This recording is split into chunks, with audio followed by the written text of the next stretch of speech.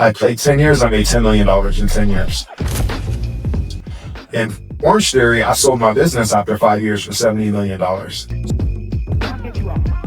So I saw a lot more money being an entrepreneur than I ever saw playing professional sport. My name is Kevin Burnett. I'm originally from Los Angeles, California, so I'm homegrown here, and definitely honored to be here and share amongst these esteemed individuals today. So I'm gonna have the guys introduce themselves and how they may know me.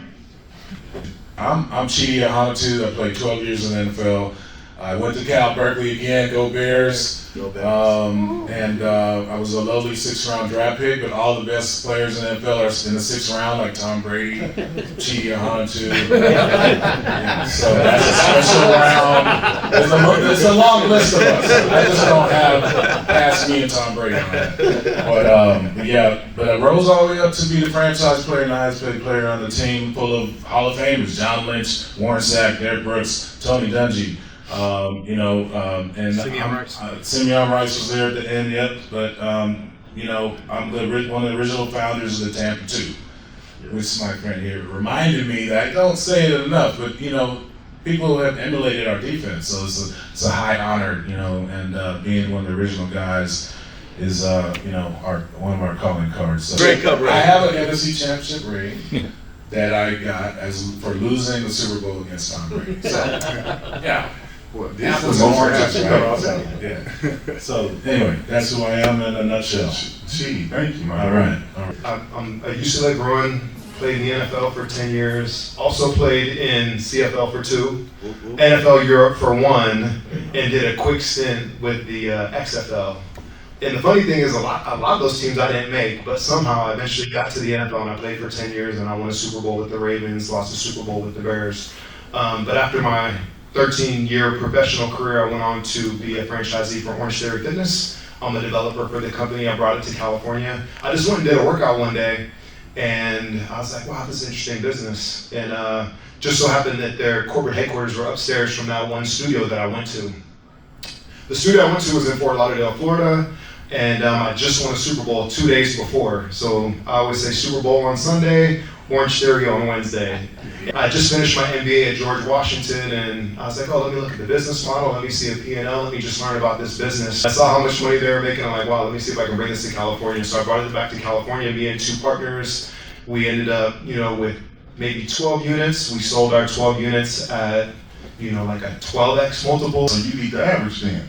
Well, I think in my arena as a developer, and you stay on as the managing partner, then the multiple could be anywhere from 10 to 15. But if you sell, when I'm doing M&A and I'm acquiring units at a multiple of 3 to 5. And so I was kind of speaking the same language as him. He didn't quite answer the question, but I'm trying to learn about the space because, I always put my moonshot goals out there. My moonshot goals, I want to be an owner of a sports team one day. But yeah, so now, I'm an entrepreneur, an operator, investor, but I'm also an LP in private equity and actually in venture capital with my buddy Ryan Neese, which is a former teammate of mine and Chidi's as well. And then just being in that space of M&A and in private equity, it's been pretty interesting. Good afternoon, everyone. My name is Parrish. But I think most of you guys will know me from making some interceptions because it's well known, primarily in my own house. A lot of people talk about it. So coincidentally, Chidi and him and I played together at Cal Berkeley for Bruce Snyder back in the day. There we go. That's I knew it was coming. Absolutely. I know we got some Stanford Cardinals that just entered into the ACC, so I don't know. But a lot is changing, and I'm just glad to be here. From a background standpoint, like I said, Chidi and I played together at Cal. I went on to play for the New York Jets, and then I played 6 years up in the Canadian Football League. After retirement, I went on to start a few companies. My latest company I've had for 15 years, which is an electrical contracting company up in San Francisco Bay Area, where we primarily bid on a lot of the city and municipal contracts for Oakland and cities up in the Bay Area. So that's been going very well. One of our claim to fame projects is powering up the largest scoreboard in the NBA for the Golden State World Champion Warriors. And so I'm pretty proud about that. But based out of Alabama right now, supporting the Birmingham Stallions in their front office. So glad to be here. Something really cool to mention about this panel is that we're all former professional football players. And it might be the only time you get 4 football players to agree on something in one space without killing each other. So it's definitely super exciting. Right. So second question, I'm gonna let you continue to hold the mic. Second question, so take us on your journey from professional football player to entrepreneurship and actually what you're doing now. We have a new exciting thing we have created called the Icon. I'm wearing the shirt. The Icon Hall of Fame. It's a players only voting Hall of Fame. So it's taken the world by storm because it gives us players that play the game an opportunity to pick who we want to be recognized for award. That's what we're doing now. We launched in Las Vegas the last Super Bowl, Lee Steinberg Super Bowl party. And Lee was so impressed. Lee Steinberg's on our board now as well. We have a hell of a board. Terrell Owens, Hall of Famer Terrell Owens. T.O. is on our board. We have Tony Parrish, and a lot of 49ers on our board. You know, I'm leading the charge with this Icon Hall of Fame. We got our sights on Vegas as a location for the actual Icon Hall to be built or take over a pre-existing property. I've represented Usain Bolt. You know, I was in the representation game, but jazz club, cigar lounge, and restaurant all at once. So that's my origins as being an entrepreneur. Is getting into You that. got some experience. Yeah, I had some experience. And my first nightclub was in Oakland, actually, my hometown, and it was called Club Ahanotu. Doesn't that sound like a nightclub you want to go to? Club Ahanotu. I wanted to call it the Dog House. Let's not get too Everybody far said, down call the it, weeds now. use your last name. Everybody would love it. I mean, that doesn't No, sound like no, a club. no. Anyone wants to go to? It ended up being called the Club Ahanotu, and but we were legendary. We had Wu-Tang Clan come, and Tony came through, and that's my original. That's really what I do. And then I got into the representation game. B, you up? Tell us about your journey.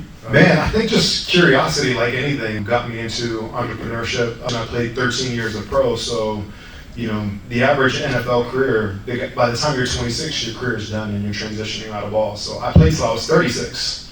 So like Tom Brady and some of these other guys, even Chidi, it's like, what do you do when your teammates are 26, 25, and you're 33, 34? Like, how do you continue to bond with them, or what are you even doing? Like, I had 2 kids at home, and you know they're getting ready to go to Chidi's Ahanotu club. So I'm like, oh, what should I do? Oh, I guess I'm gonna go to George Washington and go get my MBA. So I sat front row because there's this thing in football we call it the sleep monster, and the sleep monster is undefeated. And so I sat front row. I'd go after practice, and I found out, I was like, man, I'm a pretty good entrepreneur. I'm pretty good at this thing called entrepreneurship. I got a PhD in teamwork already, as it is, and that really took me pretty far. So that's the thing with teamwork is, you know, as an entrepreneur, you have to do your job, but do you know what your teammates are doing and what their strengths and what their weaknesses are and the whole SWOTs and all that stuff. So it was pretty easy for me to get into entrepreneurship and kind of see the weaknesses and the flaws in corporate America, and I really enjoyed it. I want to same question. Tell us about your journey from the professional game into now entrepreneurship. For me, I think it was a up and down battle. Just like these guys, you know, it's definitely tough to navigate when you retire because you really don't know exactly what you want to do and how you want to do it and when you want to do it.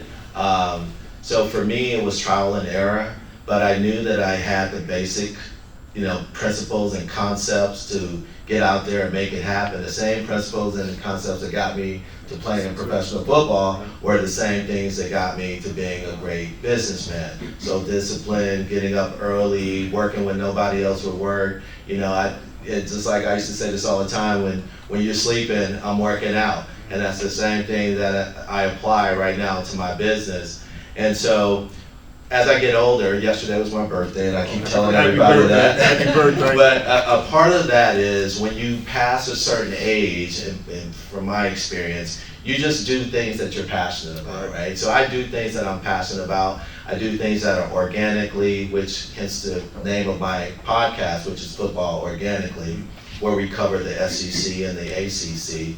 So we do things organically, but we also do things that it's like serendipitous, right? So there's no forcing or of doing deals at all for me right now. If you want to rock with me, you can rock with me. I can tell pretty quickly, being a defensive back, where you are going, because that's what I've been trained to do all my life, as you would know. You know, we go backwards as they come forward. So anywho, that was kind of like my journey. And in terms of just being passionate about things, doing my podcast, I love doing that. I love staying engaged with the game. I love interviewing coaches. I've had Dabo Sweeney on my show. You know, when Dabo won the ACC championship this year against SMU, one of the questions that I asked him is like, how do you continue to play at a high level?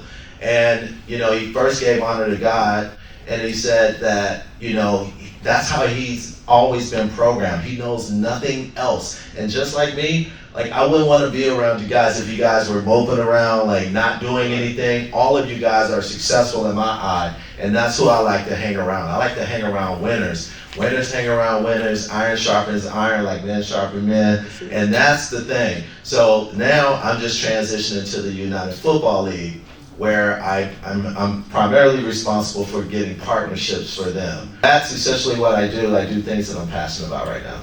Kind of going to transition into the last question and then open it up for questions from the crowd. As we all know, in business, it's not what you know, it's not who you know, but who knows you. So, and talking about next steps for each one of you magnificent gentlemen, first off, tell us about what your next 6, 12, 18 months, 5-year plan, what your business looks like in the future, and then what type of relationships you guys are looking to cultivate. Okay, let me tell you guys something. First, I mean, our board is full of legends and icons of the game, which I think speaks volumes to the need for our organization in this football platform that we all call and that we all love. And we're a players-only organization, but we thought we could use an agent. We've always had an agent by our side, so Lee's kind of our agent.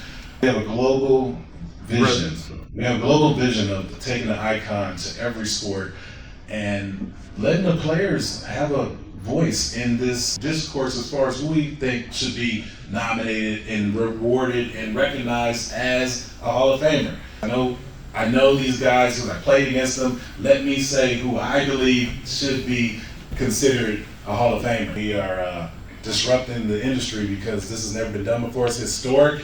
This is a historic endeavor. We're changing the game, and I think players should have that ability to have a voice in this conversation. Yeah. As far as me and my trajectory, I'm with a company that started in 2010 in Orange Theory Fitness. Just like anything, everything evolves. Just like anything. So, I got in when there was 80 units. There's 1,500 units now. Since COVID, I'd somewhat stepped away, and now I'm kind of reintroducing myself back to the company. Obviously, they all know who I am, but I'm trying to change and continue to change and evolve the company. So I had a great call with corporate earlier this week and seeing how we can continue to change and evolve fitness. And there's so many more entrants since COVID. Like, you take a company, bless you, like Peloton, for example, like, it was one of those stay-at-home stocks, like Zoom, and they had like rise, and then all of a sudden they came all the way down. So some of that kind of happened to us in a different type of capacity, since we're not like a stay-at-home thing. You actually have to physically go to Orange Theory, but I just want to continue to evolve that brand. The moonshot goal, one day I want to own an NFL team.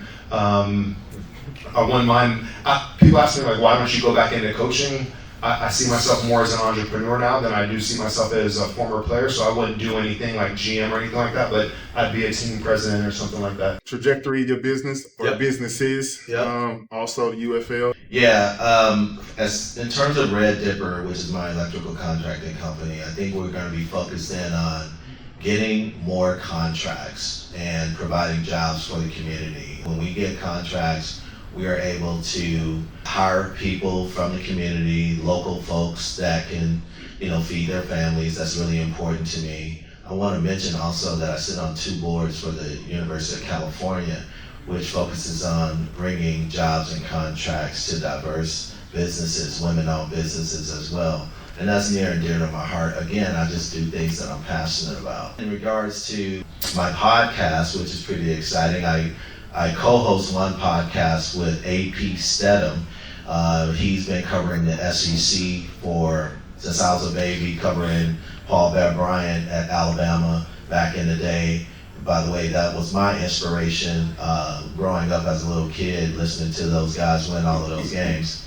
But so I got those podcasts going on, so I'm just, really excited about the future of the podcast, because I continue to bring folks on, continue to to diverse with business owners or what have you, and that's exciting. And then lastly, working with the United Football League, I see the sky is the limit. We have great ownership. We have The Rock, Dwayne "The Rock" Johnson, his ex-wife, Danny Garcia. We have ESPN. We have Fox. I mean, we have an all-star team there at the United Football League, and we have some really good TV revenues that are coming in. So pretty excited about that. And again, my whole focus is to bring on partnerships for the United Football League. With that, I'll open it up to questions, and hopefully you guys have one or two. Or matter of fact, I want to ask, who wants to be on the podcast first?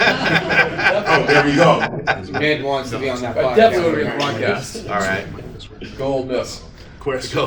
So you guys were all at the top of your profession for a long time, superstars and really at the creme de la creme of athletics, and then left the league in your mid-30s. What were the biggest challenges transitioning into a completely different field? Best way I can put it is this: when you go in the league, let's say you 18, 21 years old, so you exit the league at 35, but you're still mentally a 21-year-old, because again, you've been, I don't want to say a program, but you've been doing the same thing for 14, 15 years or however long you've been playing. So you're literally stuck, okay? And it's almost like telling a 12-year-old, hey, clean your room, wash your clothes, all these things, and it really doesn't get enough light, because they say, well, how do these players go through all their money? And what happens is because, hey, I'm programmed to play football. I'm not a businessman yet. And it takes being in rooms like these, it takes being around teammates, it takes the Amirs and the Sashas of the world to say, hey, here, we'll put you one, okay, in a different class of people, and two, it takes an open mind. So when you retire, you get that pink slip in your locker, right? Like, you're not playing anymore. It's an eye opener, right? And it's for me, I thought I was going to play forever. If you don't have that mentality that you are the baddest dude on that field and you're going to play forever, you're not going to be doing justice for these guys. You have to have that mentality, because you never know when it's going to end, but You got to have that mentality. Yeah, I think one thing that I did to differentiate myself is I never say retire. I always say transition. And so whenever I go, I speak a lot more to former NFL players. I'll do financial literacy with, NFL teams will bring me on and we'll do a week of franchising or any financial literacy. Now, if you're a guy that played till 35, you're 1% of 1%. I got to play till I was 36, nobody gets to play till they're 36. So just to have us up here, guys that played for decades, like, that's super rare. You're in the 1% of the 1%. That's why I was mentioning that my teammates, they're 26, they're done at 26. They get in, we all know the average is 4 years, right? Yeah, to even be around guys and that was my advantage as well, that I got to be there till I was 36. So like I mentioned, at 33, I'm like, shit, I'm bored. Like, I'm great at football, but I gotta start taking these blinders off and I gotta start doing other things and start learning other things. Depending on where you are in your career and contract-wise, like, I wasn't drafted, so I played 10 years, I made $10 million in 10 years. Some years I made $250,000, other years I made $2 million. It averages to $1 million a year.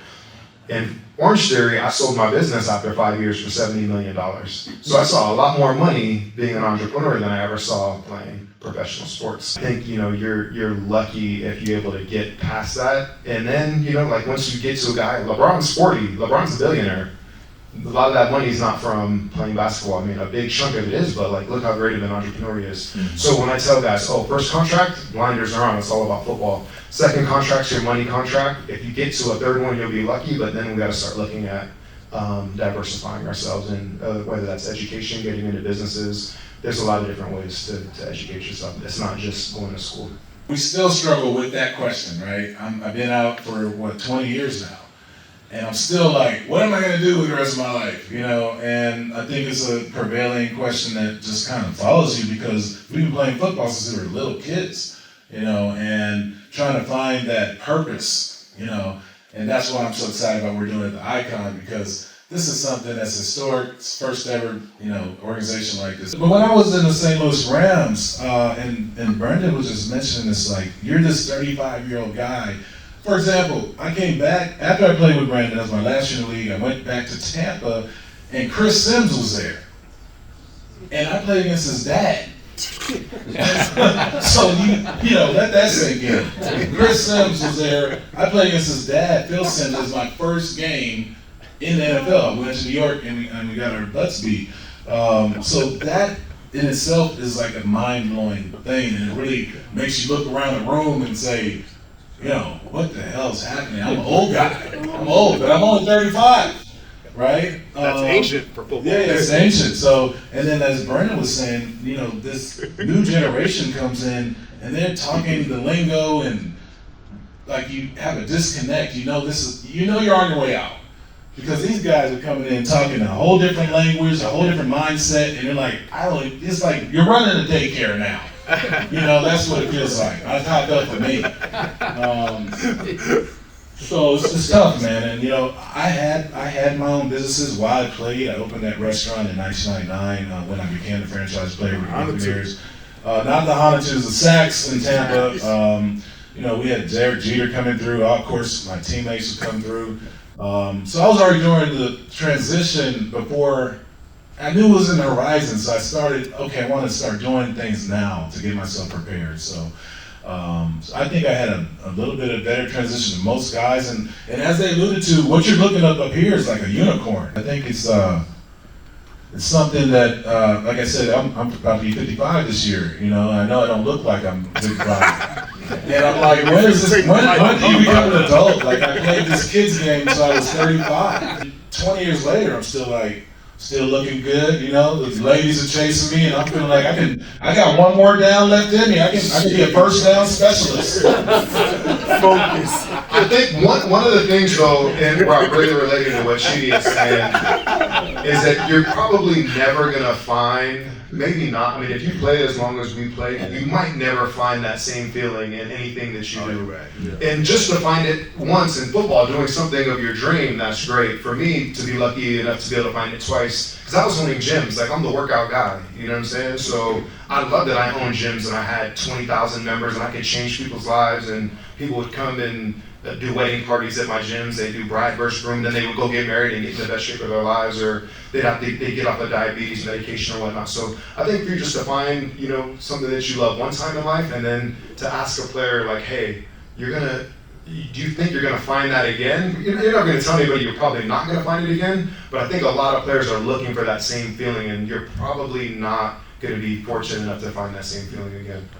You guys, obviously, with your careers and everything, we hear a lot about young players that kind of are in their early ages. They come in, you mentioned, you know, year one, you have the blinder, you're not really focused, you're focused on football. Are you guys working on the younger generation to kind of say, this is the journey we went through, let us help you kind of become an entrepreneur? Are you guys giving advice to the younger up and coming generation? So hopefully they're not, you know, burning their money. There's so many bad advisors out there trying to solicit them for their young contracts. What are you guys doing to help the younger players that are coming from your experience? For me, really quickly, just partner with the NFL.